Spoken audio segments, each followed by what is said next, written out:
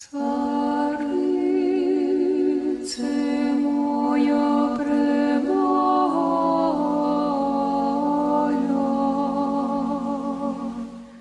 надія моя,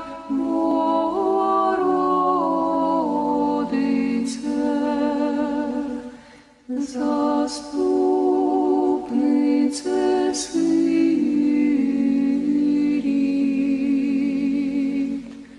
і подорожніх пристановище,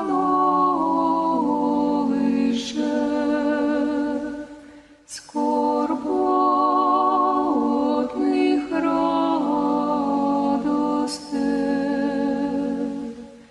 ображених покровительнице.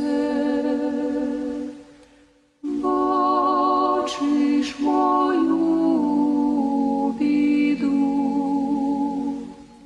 бачиш мою скорботу, поможи мені, як немічній, покину, як подорожньою,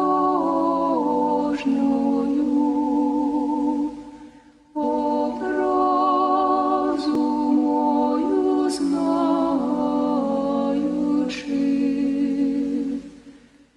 розріши, як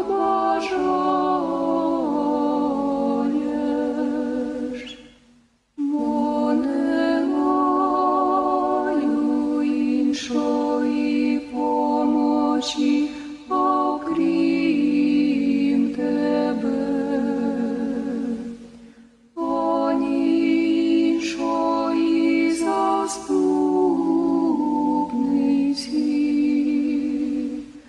ані благої утішительниці. Лише тебе, о Богоматір, бо ти збережеш і покриєш мене на віки віків. Амінь. Пресвятая